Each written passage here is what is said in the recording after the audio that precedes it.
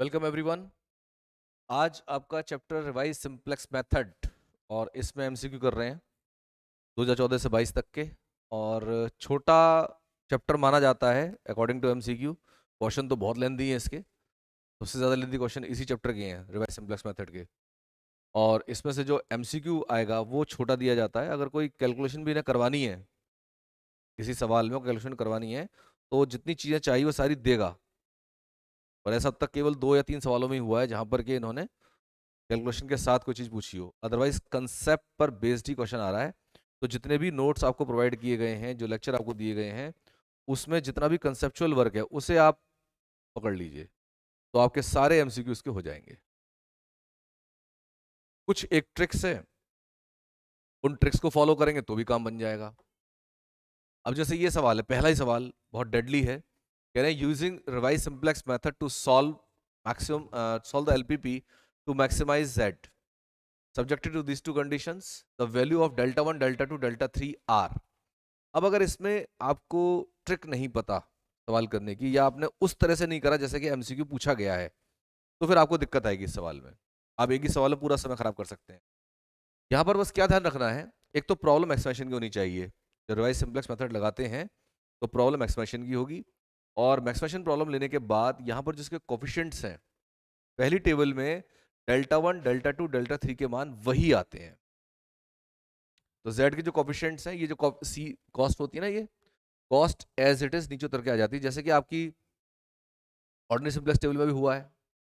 तो यहाँ पर जो 6 माइनस 2 3 है, ये ऑप्शन यहाँ करेक्ट हो जाएगा। तो इन्होंने डेल्टा 1 डेल्टा 2 डेल्टा 3 के मान पूछे हैं, एग्जैक्टली जो सिंप्लेक्स टेबल जैसा आप पहले बनाते रहे वैसे ही बनती है। ठीक है। और इसमें हम रिवाइज सिंप्लेक्स मेथड में और जो ऑर्डिनरी सिंप्लेक्स मेथड में क्या अंतर रहता है। रिवाइज सिंप्लेक्स मेथड में जो ऑर्डिनरी सिंप्लेक्स मेथड आप करते थे, वहां पर क्या होता है, कैलकुलेशन हम एक्स्ट्रा करते थे। बहुत सारी कैलकुलेशन ऐसी होती है जिनकी जरूरत नहीं, हम उन्हें भी करे जा रहे हैं। तो इसमें हम केवल उन टेबल्स को सॉल्व करते हैं या केवल उन रोज के लिए, कॉलम्स के लिए कैलकुलेशन निकालते हैं जो नेक्स्ट टेबल में यूज होने वाली हैं। जो आगे यूज नहीं होना उनका काम नहीं करते। जैसे मान लीजिए आपकी बेसिस में y2 y3 y4 आ रहे हैं, तो y2 y3 y4 के करस्पॉन्डिंग जो कॉलम है उनका कोई वहां पर जरूरत नहीं है, क्योंकि वो अब आउटगोइंग इनकम वेक्टर नहीं बन सकते। जो पहले से ही इनकमिंग है वो इनकम नहीं बनेगा, जो है वैसे ही रहेगा। तो ऐसे में उनकी कैलकुलेशन हम बंद कर देते हैं, तो कम कॉलम में काम होता है।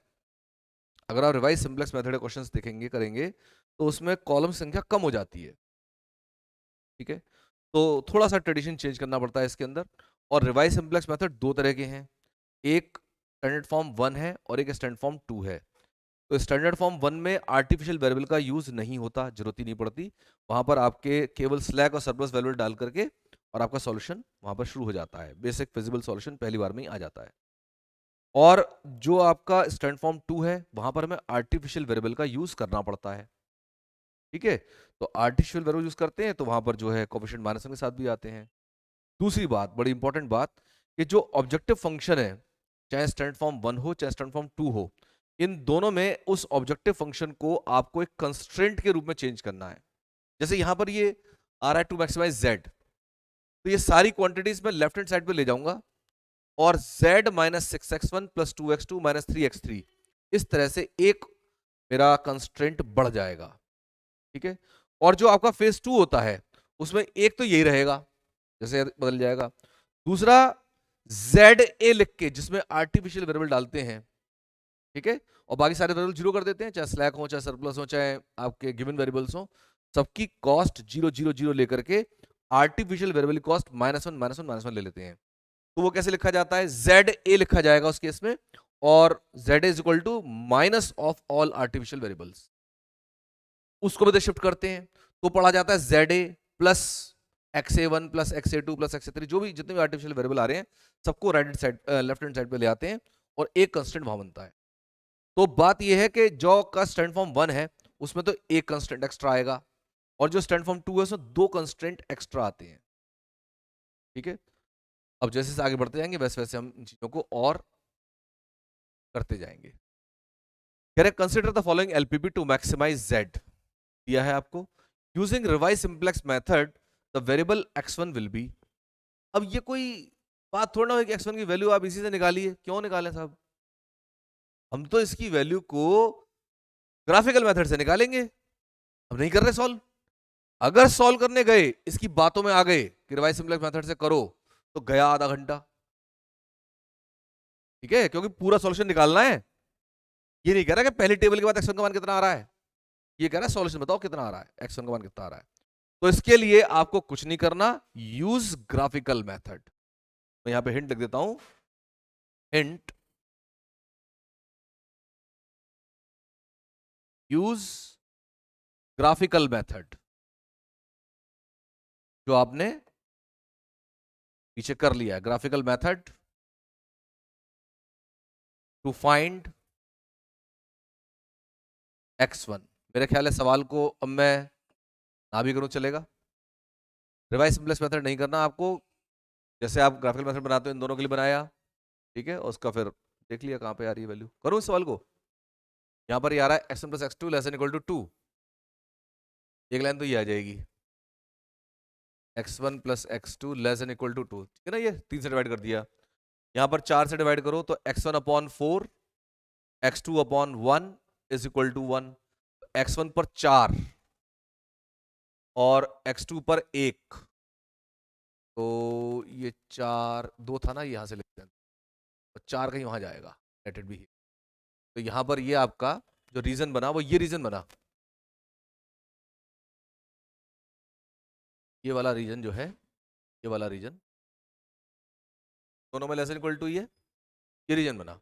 अब ये पॉइंट्स हैं 0 0 और ये पॉइंट है आपका 2,0, ये पॉइंट है 0,1। ये पॉइंट बताना कितना आ रहा है, ये लाइन है आपकी x1 + 4 x2 is equal to 4। तो इसको अगर मैं इक्वल टू कर लो, इसको इज इक्वल टू रहेगा ये,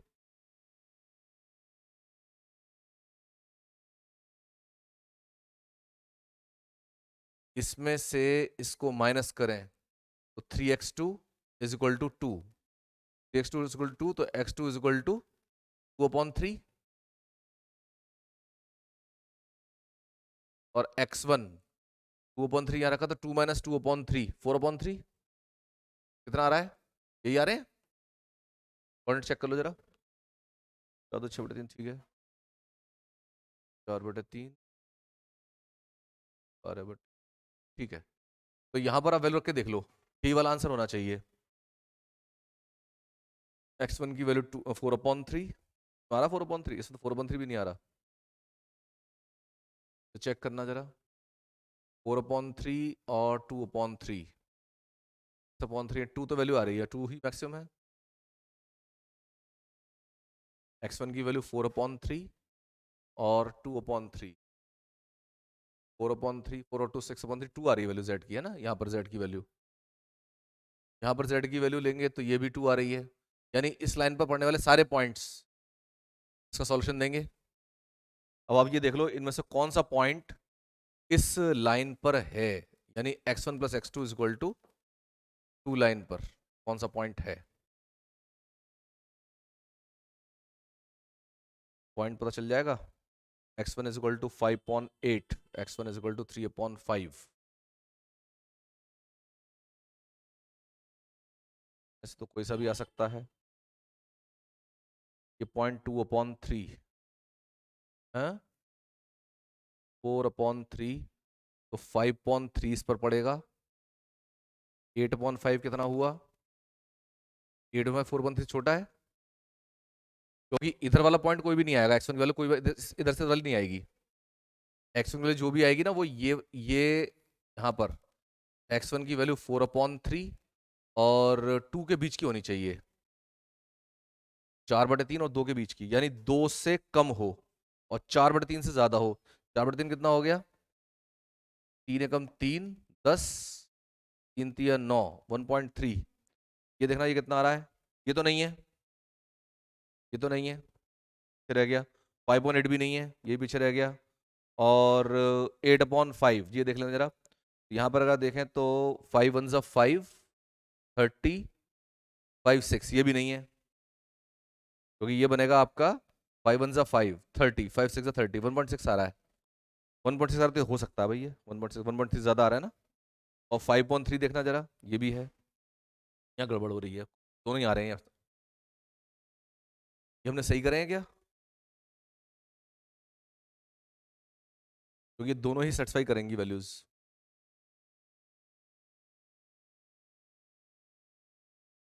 x1 प्लस x2, इसमें पढ़ने वाला सारे पॉइंट्स बन रहे हैं ना, अब ये दोनों पॉइंट पढ़ेंगे इसमें। और कोई सा भी हो सकता है फिर तो, देखो इसमें ऐसा नहीं कह सकते। x1 की वैल्यू कोई सी भी हो सकती, दोनों संतुष्ट होंगी।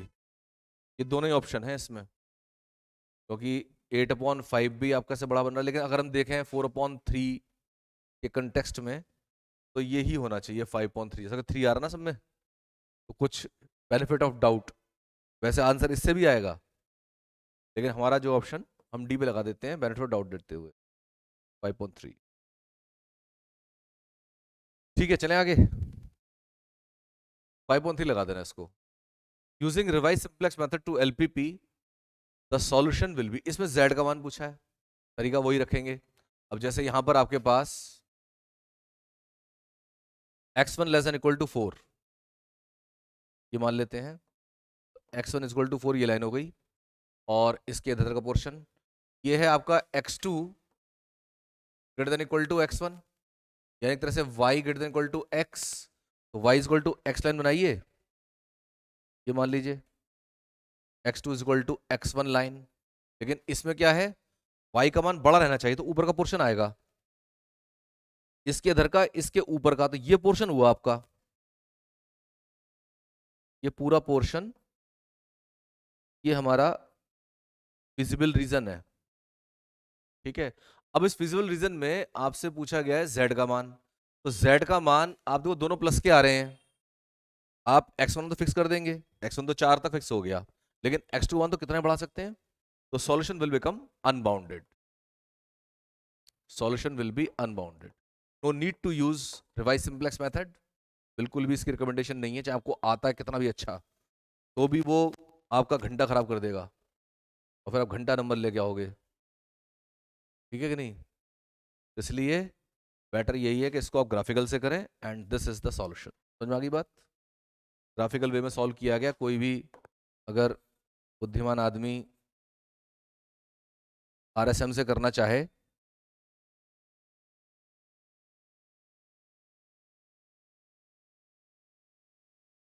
तो उसे बुद्धिमान नहीं कहा जाएगा। The first step to solve the LPP by revise simplex method is, पहला स्टेप वही है जो ऑर्डिनरी रहता है कि मिनिमाइज फंक्शन अगर है तो उसको मैक्सिमाइजेशन में कन्वर्ट कीजिए, कोई भी बेसिक का डिफरेंस नहीं है इसमें। अगर हम पुराने सिंप्लेक्स मेथड की बात करें, ऑर्डिनरी सिंप्लेक्स मेथड की बात करें, तो इसमें कोई भी बेसिक डिफरेंस नहीं है, अंतर केवल आएगा आगे जब आप मैट्रिक्स बनाना शुरू करते हैं, उससे पहले फंक्शन अगर मिनिमाइजेशन का तो मैक्सिमाइजेशन चेंज करो, ठीक है, बी आई सारे नॉन नेगेटिव होने चाहिए, वो सब चीजें सेम रहती हैं। Next, if delta j is equal to zj minus cj computed in revised simplex method, then the condition for optimality is, वही delta j less than equal to 0, वही कंडीशन है, delta j less than equal to 0 होनी चाहिए optimality के लिए। then using revised simplex method to LPP to minimize z, ध्यान देना minimize z आ गया है, subjected to the two conditions, the value of delta 1 in first iteration will be, ध्यान कीजिए जब पहले बताया था कि delta 1 की वैल्यू वही होती है जो यहां दी है, ठीक है, डेल्टा 1 और डेल्टा 2 जितने भी आ रहे हो, डेल्टा 1 चाहिए तो इसका कोफिशिएंट आ जाएगा, लेकिन यहाँ फंक्शन मिनिमाइजेशन का है, जब इसे मैक्सिमाइजेशन चेंज करोगे तो ये -1 आ जाएगा, तो डेल्टा 1 की वैल्यू -1 आएगी, +1 तो दी भी नहीं है इन्होंने, इन्हें +1 देनी चाहिए थी, तो वही इसको कंफ्यूज करने का तरीका हो सकता था। तो यहाँ पर Z1 इसकी जो वैल्यू आ रही है डेल्टा 1 की -1 आ जाएगी। पीछे वाला question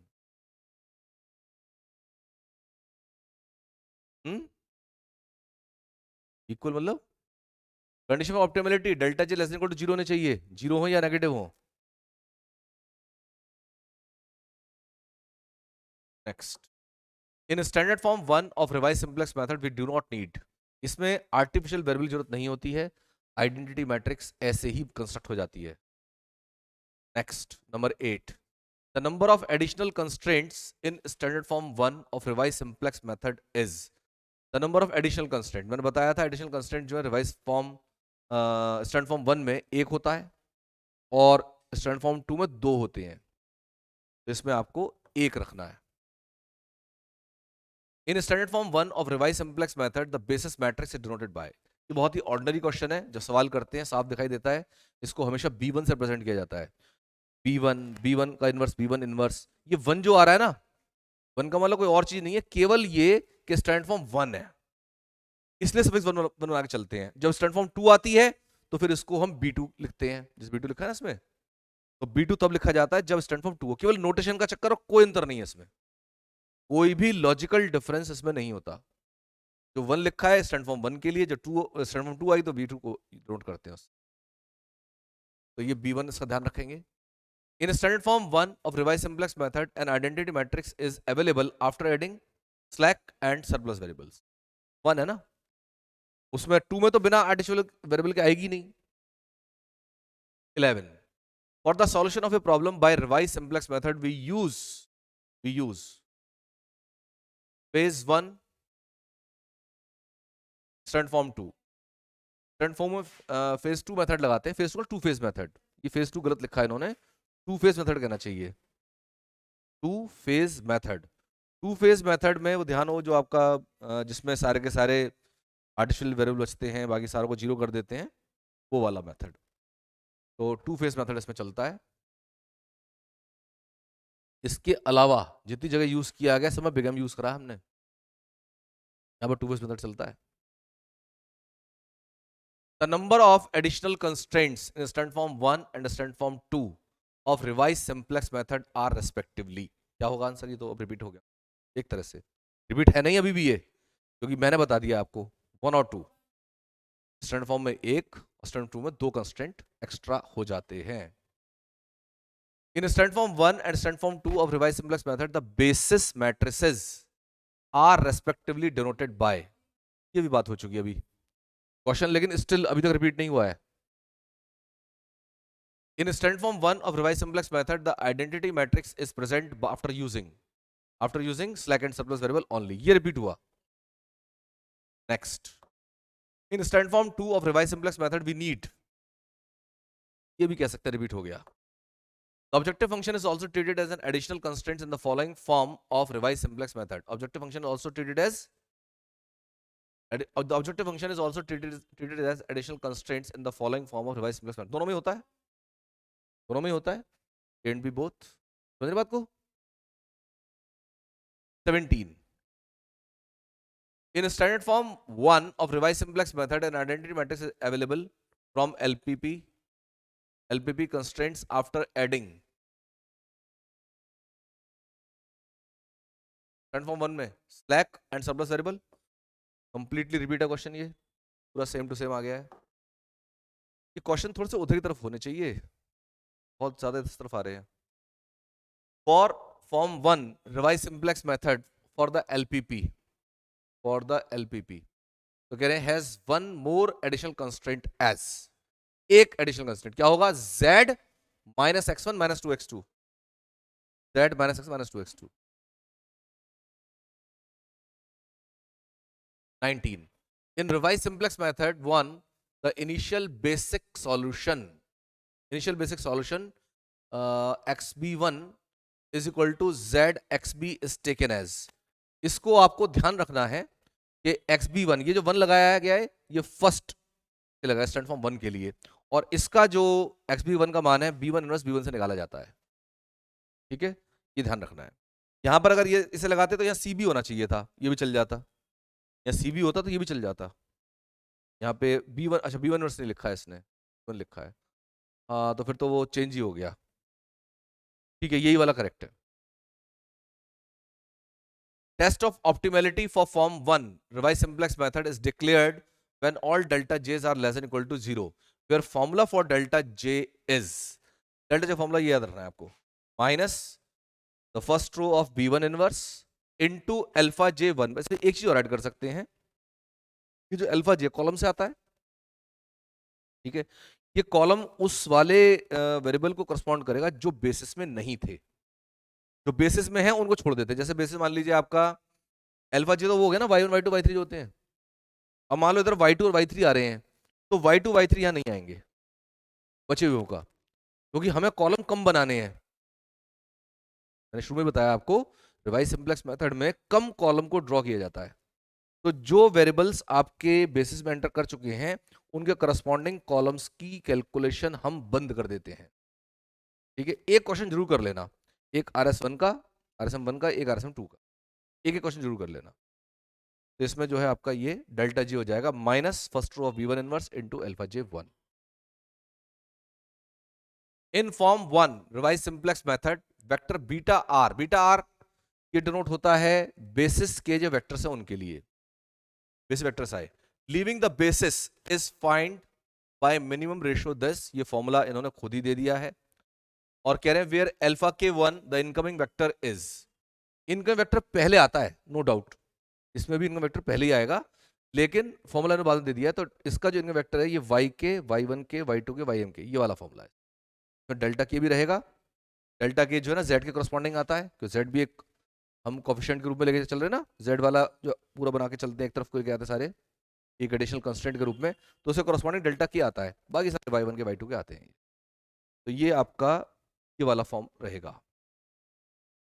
22 in form 2 revised simplex method the variables that are needed for making initial basis matrix as identity matrix are artificial variables, जरूरत पड़ेगी सेकंड फॉर्म में।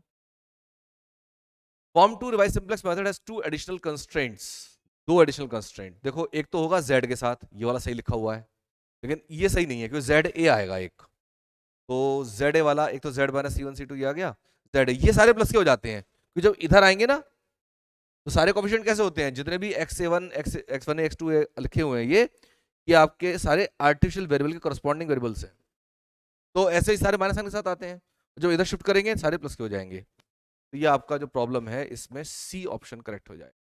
Next, in form 2 revise simplex method the basis B2 is this where CB2 is this. Second है इसलिए ये जो 2 आ रहा है ना सब जगह, ये स्टार्ट फ्रॉम 2 की वजह से हैज इट्स इनवर्स, इसका इनवर्स चाहिए। तो इसका इनवर्स जो है आपको याद रखना है भाई, ये इसका इनवर्स होता है इसका B2 का इनवर्स, B2 ऐसे लिखा जाएगा। ठीक है, 100 010 CB और IM का मतलब होता है mth ऑर्डर की आइडेंटिटी मैट्रिक्स, क्योंकि यहां पर जो जीरो लिखे हैं ना, ये वाले जो जीरो लिखे हैं ये 100 रहेंगे, लेकिन यहां पर जीरो संख्या बढ़ सकती है। Next 25 applying revised simplex method form 2 to LPP to minimize Z subjected to this the additional constraints are, जो additional constraint डालने हैं यहां पर अब आपको मैक्सिमाइजेशन चेंज करना पड़ेगा। ठीक है, उसी corresponding ना Z डैश लिखा भाई Z dash equal to minus Z। ठीक है, तो Z dash minus x minus two, ठीक है ये सही है ये वाला, और ZA x1 x2 दोनों यहां पर दो आर्टिफिशियल वेरिएबल आने वाले हैं, एक x1 x2, तो ये दोनों आर्टिफिशियल वेरिएबल इधर जो जाएंगे प्लस का साइन बनाएंगे और ए ऑप्शन करेक्ट हो जाएगा। ठीक है, next, applying revise simplex method form 2 to LPP to minimize Z this leaving variable ZA for phase 2, ये कैलकुलेशन वाला क्वेश्चन है। यहां पर जो वैल्यूज आ रही हैं सॉल्व करके ही आ पाएंगी। तो कह रहे हैं यहां पर B1 इनवर्स दे दिया और XB1 दे दिया आपको, XB1 ये वैल्यूज हैं, वेरिएबल्स की जो वैल्यूज आती है ना, वेरिएबल की वैल्यूज होती है, XB वाला कॉलम होता है ना, इसमें रिवाइज सिंपलेक्स मेथड में ये कॉलम सबसे लास्ट में आता है, क्योंकि हम ऑर्डिनरी सिंपलेक्स मेथड जब लगाते हैं उसमें शायद सेकंड वाला कॉलम ही होता है, ये थर्ड वाला कॉलम होता है, ये वहां लास्ट वाला कॉलम चलता है। और इसमें कोई भी हम कॉलम नहीं बनाते हैं मिनिमम रेशियो वाला, उसकी जरूरत नहीं होती।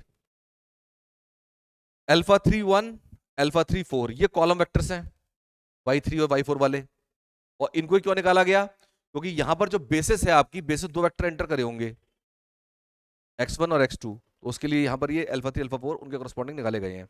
तो इन्हीं के करस्पॉन्डिंग आप डेल्टा जे निकालोगे, यानी डेल्टा 3 डेल्टा 4। तो डेल्टा 3 डेल्टा 4 देख रहे हैं आप, सभी जो डेल्टा 3 डेल्टा 4 दे रखा है, अगर इनमें कोई चेंज होता तो मैं उसको कट कर देता, क्योंकि यहां पर इन्हीं के करस्पॉन्डिंग डेल्टा जी आएंगे। अच्छा, दूसरी बात, यहां पर ये मेथड है स्टैंड फॉर्म 2 का, ठीक है। तो कितने कॉलम होने चाहिए थे? एक और एक, दो तो इसके होंगे, और एक इसका और एक जेड का, चार होने चाहिए। तो यहाँ कॉलम 3 आ रहे हैं, एक कॉलम कहां गया?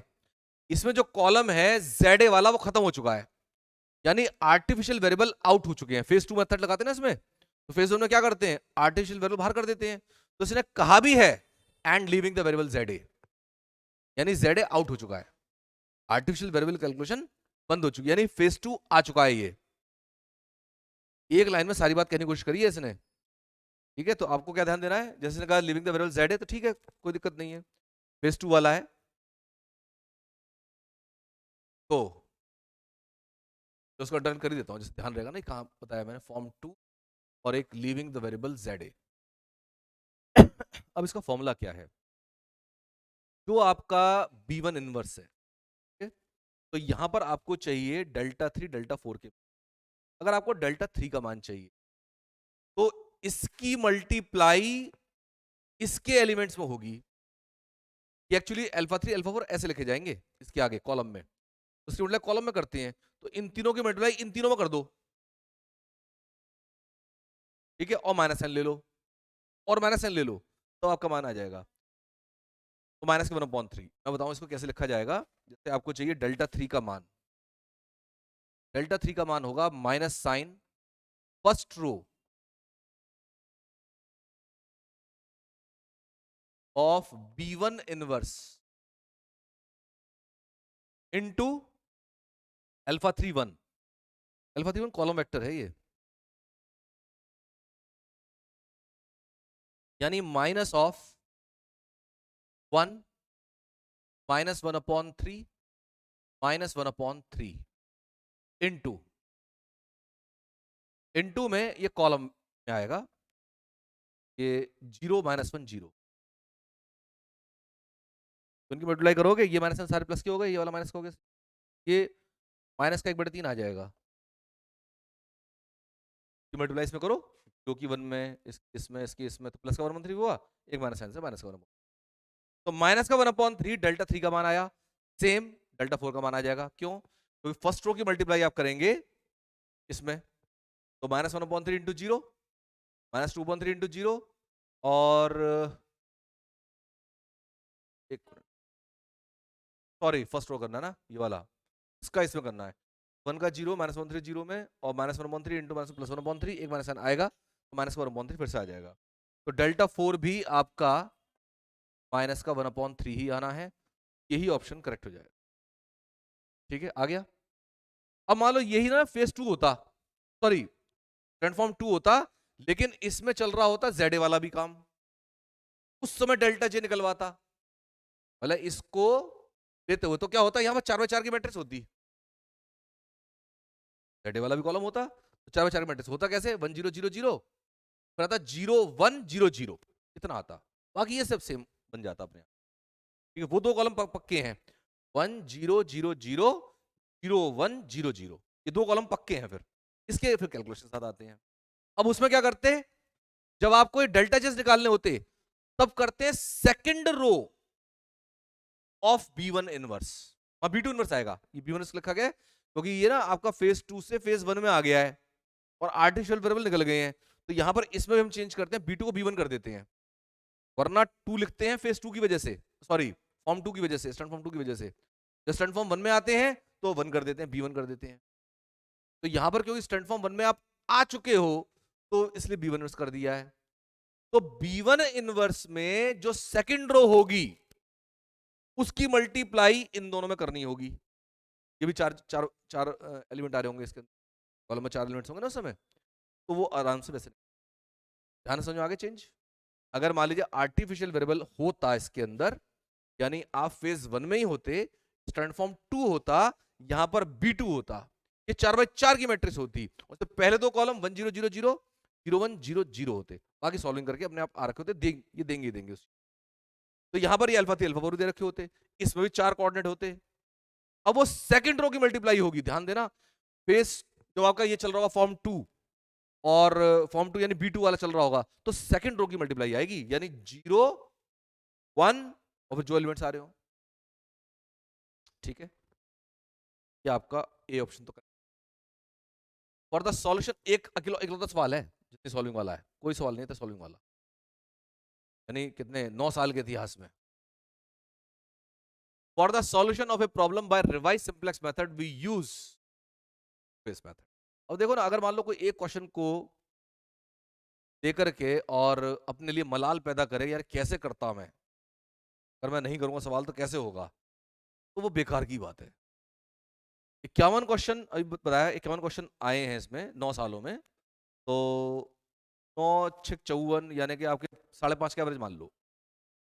अब 5.5 के एवरेज में एक क्वेश्चन आया, वो भी एक साल में, इतनी कैलकुलेशन वाला, और वो भी कैलकुलेशन कैसे करो पता है, उसको भी नहीं चूक हो गया आप। तो उसके लिए मन खराब करने की जरूरत नहीं है। ये जो क्वेश्चंस आ रहे हैं ये वन लाइनर हैं, ऐसे टिक लगवाएंगे, ये समय बचेगा बहुत ज्यादा आपके पास। समय का खर्च होना है आपका, समय खर्च होना है एलपीपी वाले सवालों में, जहाँ थोड़ा बहुत आएंगे, शुरू वाला जो चैप्टर 2 है आपका, या ट्रांसपोर्टेशन वाले में, या असाइनमेंट प्रॉब्लम वाले में। ये 3 चैप्टर ऐसे हैं जिसमें समय थोड़ा खराब होगा, लेकिन क्वेश्चन इसके आपको सब आइडिया है ही, ट्रांसपोर्टेशन प्रॉब्लम वाला भी और असाइनमेंट प्रॉब्लम वाला भी। वो एक गोल प्रोग्राम में कुछ सवाल हैं इस तरह के जिनमें कैलकुलेशन चाहिए। 28, in standard form 2 of revised simplex method the artificial variables are needed to get identity met. 29, in standard form 1 of revised simplex method the objective function is also treated as an additional constraint. ये तो already है वो, an additional constraint. 30, in standard form 1 of revised simplex method we do not need artificial variable. The number of additional constraints in standard form 2 of revised simplex method is an additional constraint for the revised simplex method 1 of the LPP to maximize Z, this will be, क्या पूछा है, additional constraint क्या होगा, Z minus x1 minus 2x2, Z minus x1 minus 2x, Z is unrestricted sign, ये भी ठीक है, Z unrestricted होता ही है। This LPP maximize Z, Z is equal to CX, x थोड़ा ऊपर आना चाहिए था, AX equal to B, X equal to 0 becomes by revised simplex method form 1 as, यहां पर जो आपका मैट्रिक्स बनेगा तभी नहीं आ रहा,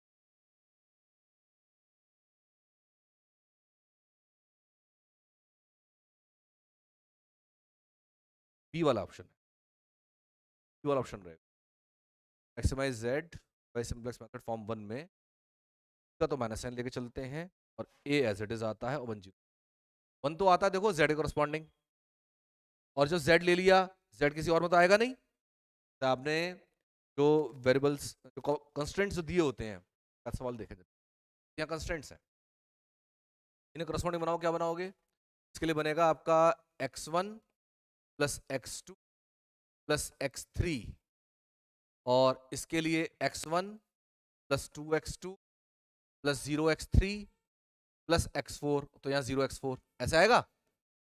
अभी जब इसके लिए बनाओगे z के लिए, तो यहां पर आपको 0x3 0x4 करना पड़ेगा, और इनको इधर शिफ्ट करोगे तो यहां पर आएगा 1 इंटू जेड, माइनस के x1 माइनस के 2x2 माइनस के 0x3 माइनस के 0x4, तो यहां पर 0 इंटू जेड, 0 इंटू जेड इस तरह से आता है, और यहां पर ये 0, यहां पर ये आपका 2, और यहां पर ये 5, इस तरह से।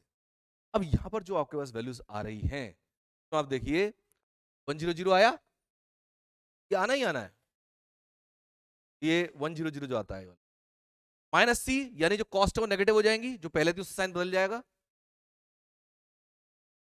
तो कॉस्ट सारे साइन बदल गए, ये सेम रहेगा, यहां से जा रही वैल्यू आइडेंटिटी मैट्रिक्स वाली, ये ए कोएफिशिएंट मैट्रिक्स, तो यही वाला ऑप्शन आपका करेक्ट रहेगा, ठीक है, ध्यान रह जाएगा। जेड और एक्स तो वही आ गया ना वेरिएबल, एक्स में तो X X two X X four आ गए, जीरो बी जीरो क्यों आया, क्योंकि जेड करस्पॉन्डिंग वाला वैल्यू वैल्यू है ये, और बी जो आपका होता ही था, रिजल्टेंट वैल्यूज होती थी, समझ में आ रही बात। Next 34. If B is basis matrix for Ax equal to B, then Bx, the basis matrix for revised simplex method form 1 will be ये जो है ना, ये minus C B B, B वाला होता ये माइनस साइन होना चाहिए था। बेसिस मैट्रिक्स इनवर्स थोड़ी है, यही वाला होगा बेसिस मैट्रिक्स। एक मिनट, माइनस सी बी आएगा तब बनाएंगे, बेसिस मैट्रिक्स बनाएंगे ना आप 34 का ना, ये नहीं है, बी नहीं आएगा ना इसमें, आई एन का आई एन यही आएगा। इसमें फिर माइनस साइन होना चाहिए, माइनस वन नहीं है, फॉर्म वन है वो, फॉर्म वन, माइनस साइन नहीं है, फॉर्म वन। ऐसे कर लो,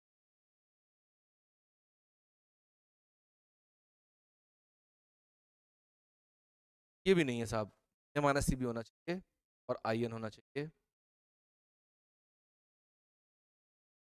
का नन लगेगा, वन ऑफ दीज चेक कीजिए।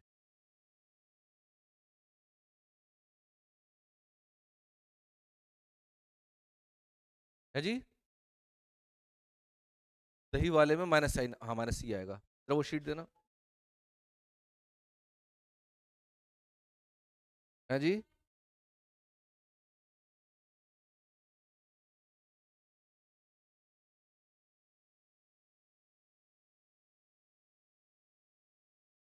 माइनस सी, बी भी आएगा, बी, ये ऑप्शन ही होगा, ये ऑप्शन हो जाए, ठीक है, ये ही लगाइए।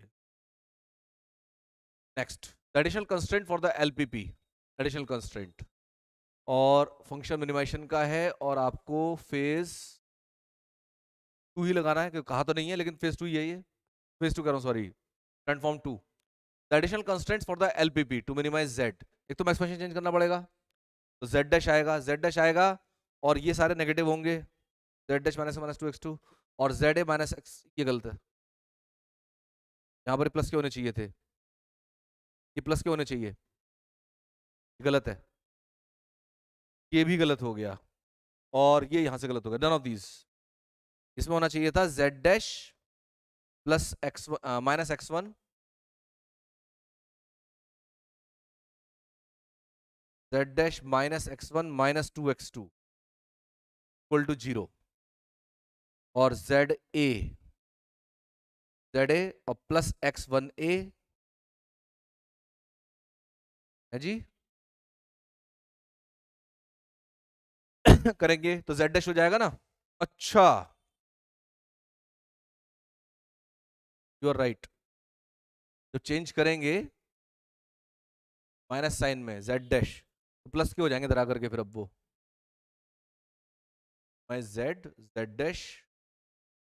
डैश हो जाएगा minus x minus two X, तो प्लस के हो जाएंगे, Z dash plus X one plus two x two आ रहा है, जेड डैश प्लस टू आ रहा है, ये नहीं चलेगा ना, माइनस साइन के आ गई ये तो नेगेटिव के प्लस होने चाहिए थे,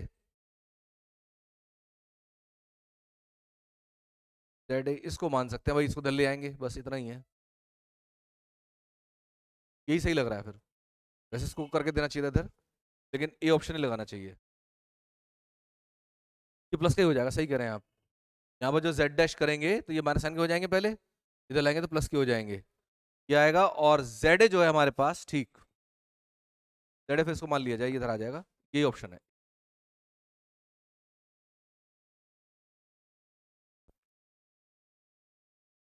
जेड डैश ये प्लस, ठीक है। Next, in revise simplex form 2 the basis matrix B2 is given by, the matrix B2 is given by,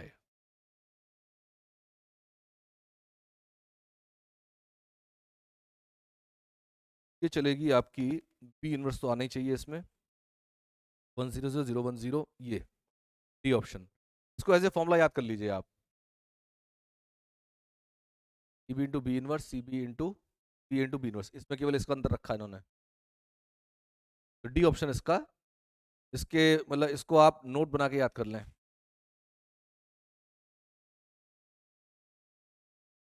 36, 37, in revised simplex method 2, two-phase method is applied. In phase 1, artificial objective function za is made. za को negative बनाया जाता है, za को negative बनाया जाता है, देखा था यहाँ पर, ये za नेगेटिव हो जाता है ना, za is made negative. 38, in stand form 2 of revised simplex method we need the following variable. Stand form 2 we need the following variable, artificial चाहिए ना इस समय तो। 39, the number of additional constraints in stand form 2 of revised simplex method is,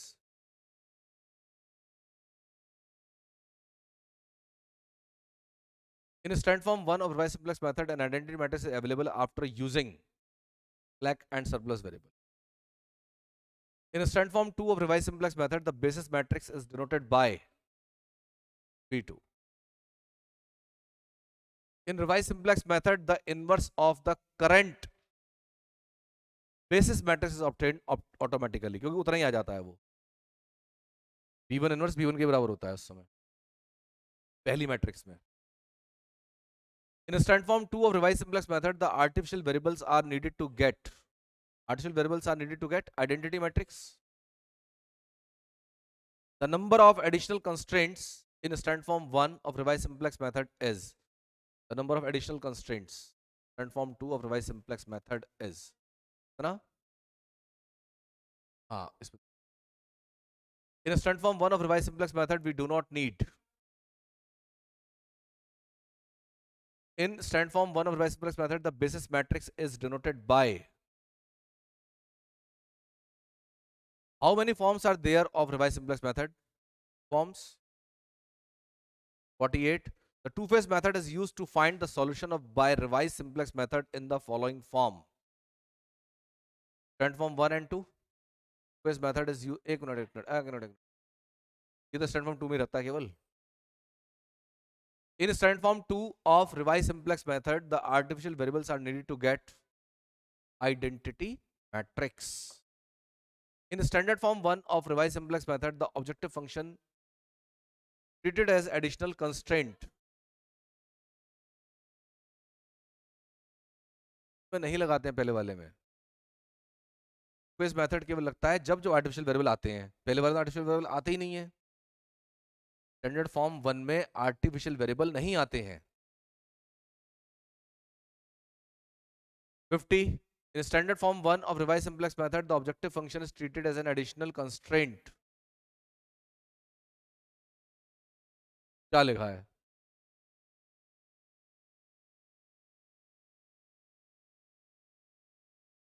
क्या लिखा है, two phase method नहीं, नहीं आएगा। टू फेज मेथड केवल आपका इसमें स्टैंडर्ड फॉर्म 2 में ही आएगा, कि उसमें आर्टिफिशियल वेरिएबल आ ही नहीं रहे तो नहीं यूज हो सकता, अगर लिखा है तो गलत लिखा है। कहाँ लगवाया है, कहाँ लगवाया है, अभी देख ले चलिए। Next, the number of additional constraints in revised simplex method are, हाँ जी अब बताओ कौन सा क्वेश्चन था,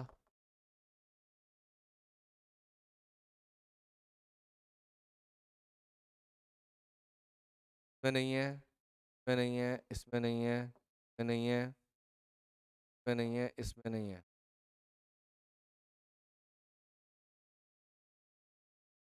कहीं भी नहीं आया, पता नहीं कैसे लग रहा है आपको।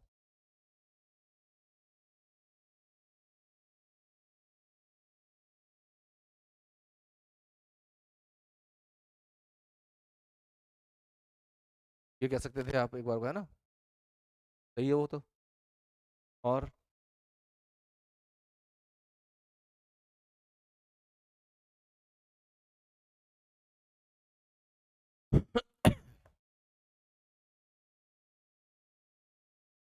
Objective function is also treated as an additional constraint in the following, तो देख के सोच रहे हो कभी आप, स्टैंड फॉर्म वन और वैसे में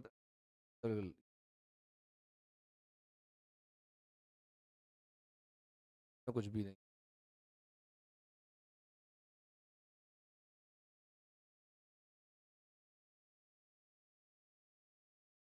कन्फ्यूजन हो गया आपको?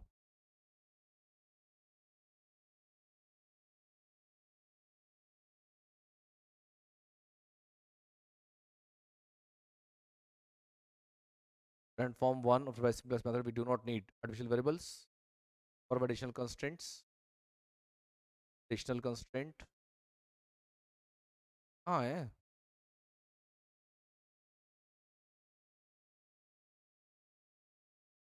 सब ठीक है ये।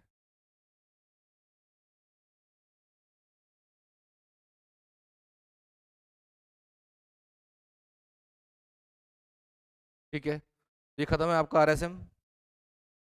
ओके।